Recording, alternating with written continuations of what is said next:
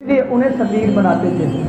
ایسے ہی نبی علیہ السلام نے فرمایا، اے اللہ اللہم اعز الاسلام بعمر بن الخطاب او بعمر بن حشام، اے اللہ مانگ کے دیا اللہ سے۔ کچھ لوگ ہوتے ہیں جو خود آتے ہیں چل کے مرید بنتے ہیں، اور کچھ لوگ ہوتے ہیں جنہیں کہا جاتا کاش یہ میرا بن جائے نا، کاش یہ میرا ہو جائے۔ یہ عمر وہ ہیں جو مراد رسول بن کے آئے ہیں۔ نبی علیہ السلام نے مانگ کے لیا، اور یاد رکھنا نبی علیہ السلام نے کوئی عام چیز مانگی ہے؟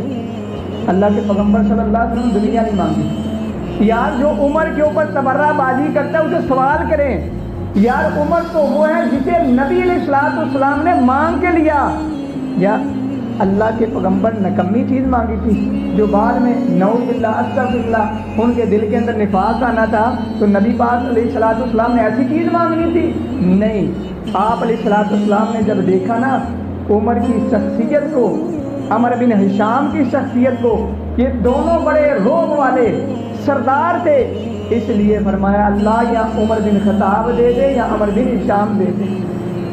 ہمارے بزرگ مولانا حسین شیخ رحمۃ اللہ فرمایا کرتے تھے، کہتے تھے اگر نبی علیہ السلام اللہ سے کہتے ہیں اللہ دونوں دے دے، اللہ نے دونوں دے دینے تھے۔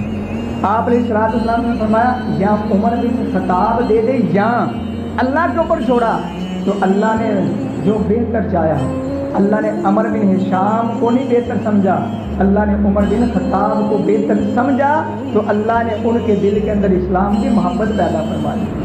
یہ عمر وہ ہیں جو ہر فن مولا سب سے پہلے مسلمان، جن کے بارے میں قرآن کہتا ہے السابقون الاولون، جو پہلے مسلمان ہوا۔